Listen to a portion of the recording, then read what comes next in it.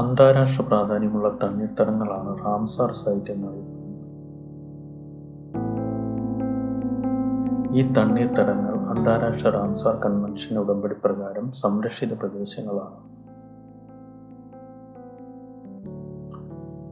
1971 ഇറാനിലെ റാംസാർ എന്ന സ്ഥലത്ത് വെച്ചാണ് യുനെസ്കോ ഒപ്പുവെച്ച ഈ ഉടമ്പടി അന്താരാഷ്ട്ര തലത്തിൽ നിലവിൽ വന്നത്.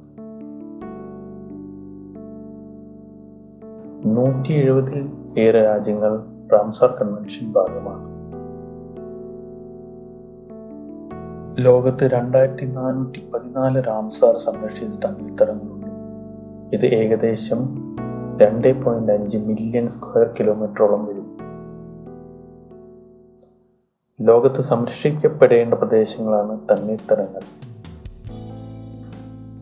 തണ്ണീർത്തടങ്ങൾ ചുറ്റുമുള്ള പ്രദേശത്തെ വെള്ളം, കൃഷി, ഭൂഗർഭജലം, നല്ല കാലാവസ്ഥ എന്നിവ നിലനിൽക്കാൻ സഹായിക്കുന്നു. തണ്ണീർത്തടങ്ങൾ മണ്ണൊലിപ്പ് തടയുവാനും സഹായിക്കുന്നു.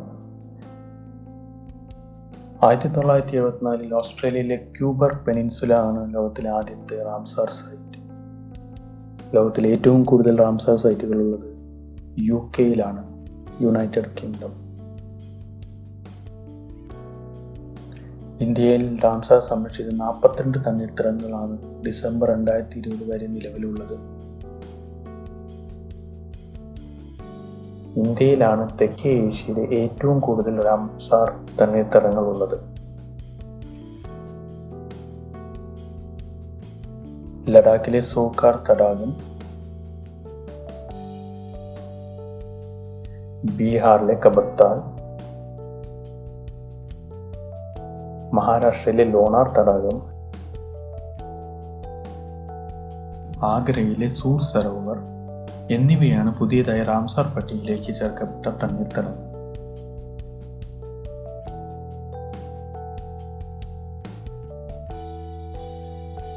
ഒഡീഷയിലെ ചിലിക തടാകം, രാജസ്ഥാനിലെ സാമ്പാർ തടാകം, ജമ്മു കാശ്മീരിലെ വൂളാർ തടാകം എല്ലാം റാംസാർ പട്ടികയിലുള്ള സംരക്ഷിത തടാകങ്ങളാണ്. നമ്മുടെ കേരളത്തിലെ അഷ്ടമുടിക്കായൽ, ശാസ്താംകോട്ട തടാകം, വേമ്പനാട് കോൾ പ്രദേശങ്ങൾ എല്ലാം റാംസാർ പട്ടികയിലുള്ള സംരക്ഷിത തടാകങ്ങളാണ്. ഒഡീഷയിലെ ചിലിക തടാകമാണ് ഇന്ത്യയിലെ ഏറ്റവും വലിയ റാംസാർ തണ്ണീർ തടാകം. ഹിമാചൽ പ്രദേശിലെ രേണുകയാണ് ഇന്ത്യയിലെ ഏറ്റവും ചെറിയ റാംസാർ തണ്ണീർ തടാകം.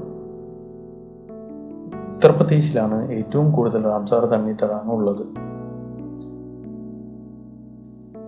ഈ തണ്ണീർത്തടങ്ങൾ വിവരങ്ങളെല്ലാം സൂക്ഷിക്കുന്ന ഇടമാണ് മോൺട്രസ് റെക്കോർഡ് എന്ന് പറയുന്നത്.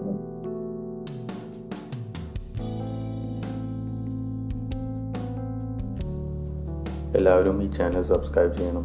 പിന്നെ വീഡിയോ ഇഷ്ടമായെങ്കിൽ ലൈക്ക് ചെയ്ത് കമൻറ്റ് ബോക്സിൽ നിങ്ങളുടെ വിലയേറിയ അഭിപ്രായങ്ങൾ അറിയിക്കുക.